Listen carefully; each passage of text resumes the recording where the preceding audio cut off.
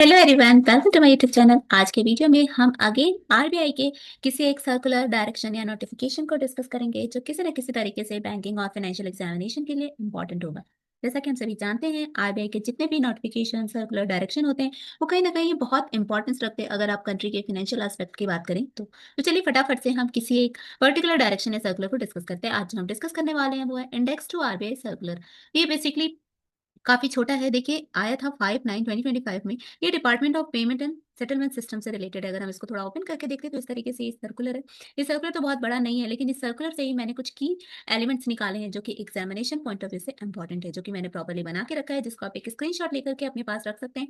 और long term तक examination जब भी है आपके, एक बार जस्ट उसको देख कर जाएंगे तो आप सारे क्वेश्चन ईजिली कर सकते हैं। साथ ही साथ सिर्फ की नहीं, मैंने कुछ इंपॉर्टेंट क्वेश्चंस भी बनाए हैं जो कि हमारे डिफरेंट डिफरेंट टाइप के बैंकिंग और फाइनेंशियल एग्जाम्स में आते हैं। और अगर हम इस पर्टिकुलर सर्कुलर की बात करें तो इससे लिंक करके ही मैंने सारे क्वेश्चंस ऑर्गेनाइज किए हैं जो कि मैं आज की वीडियो में डिस्कस करूंगी। तो चलिए बिना लेट किए हुए हम फटाफट से अपने की को डिस्कस करते हैं और की से रिलेटेड इंपॉर्टेंट क्वेश्चंस को।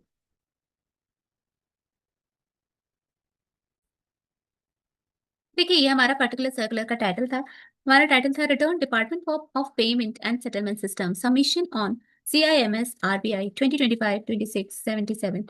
और ये आया था September 5, 2025 को। ये तो दोनों चीजें हमने देख ली थी। देन एप्लीकेबिलिटी की बात करें, मतलब कि किस किस जगह पे किस किस सेक्टर में ये पर्टिकुलर सर्कुलर एप्लीकेबल होगा, तो ये होगा all HCBs including RRBs, UCBs, STCBs, DCCBs, payment bank and small financial bank, इन सब से ये रिलेटेड है। Then launch of Reliance Information Management System CIMS for return submission to return to be filled in CIMS. Interest banking return, monthly mobile banking return R102 and monthly return to be submitted through CIMS portal। तो ये particularly बताया है कि किस तरीके से return को submit करना है, क्या क्या चीजें उसमें इंक्लूड होंगी, ये सब मैंने प्रॉपरली की में ऑर्गेनाइज किया है।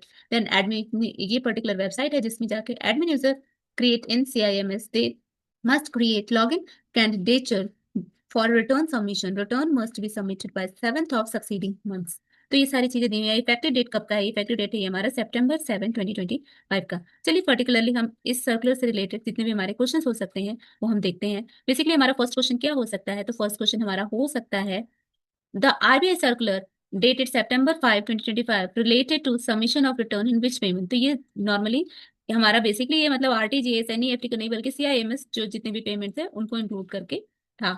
नेक्स्ट क्वेश्चन हमारा पर्टिकुलर इस सर्कुलर की बात करें तो इससे आ सकता है which two returns are required to be submitted through CIMS portal. तो internet banking return and mobile banking return, ये दोनों रिटर्न्स को सबमिट करना है। नेक्स्ट क्वेश्चन आ सकता है what are the return code for internet banking return and mobile banking return. तो R065 एंड R102 ये दो रिटर्न्स हैं। देन नेक्स्ट क्वेश्चन आ सकता है what is the frequency of submission for the internet banking return and mobile. तो ये monthly हमको सबमिट करना होगा। Then from which reporting period will bank be required to submit the return. तो this is August 2025 से है ये। Next question है by which date must the monthly return be submitted in CIMS. This is 7th of succeeding month, हर एक month के 7th को है। देन नेक्स्ट क्वेश्चन आ सकता है which banking act in the circular issue. तो किस बैंकिंग तो payment and settlement system act 2007 के अंदर ये सर्कुलर इशू हुआ है। Then which section of the payment and settlement act 2007 are referenced in the circular। तो ये सेक्शन 12 एंड 19 को रेफरेंस किया गया है। Then who has been design to create login conditional for user submission. तो admin user of respective entry। Then non-compliance with submission of return in CIMS will attract। तो ये panel action को attract करेगा। तो ये बेसिकली कुछ questions थे जो कि इस पर्टिकुलर सर्कुलर से आ सकते हैं। सर्कुलर बहुत छोटा था और इसके कीज भी बहुत कम है। बेसिकली देखिए, जो भी चीजें हमने कीज में डिस्कस की वो सब हमको कहीं ना कहीं क्वेश्चन में, एक क्वेश्चन का हमारा आंसर ये था, एक क्वेश्चन का आंसर ये था, एक क्वेश्चन का आंसर ये था, फिर हमारा ये भी था, ये भी हमारा एक आंसर था। तो इस तरीके से आप कह सकते हैं। तो पर्टिकुलरली अगर आप सिर्फ सिर्फ केस को याद रखेंगे ना, देखिए मंथली फिर किसको किसको सबमिट करना था, तो मोबाइल एंड इंटरनेट बैंकिंग को, तो ये सारी चीजें हमारे कह सकते हैं कि कीज के थ्रू ही हम सारे क्वेश्चन का इजिली आंसर कर सकते हैं। तो आपने जस्ट क्या कुछ नहीं करना है, एक स्क्रीनशॉट लेकर के इसकी पॉइंट्स रख लेना है और एग्जाम्स में या बीच बीच में आप इसको जस्ट गो थ्रू होते रहेंगे तो you can easily see the option and you can mark right answer. तो चलिए मिलते हैं अगले सर्कुलर के साथ अगले वीडियो में। तब तक के लिए take care, goodbye, have a nice day.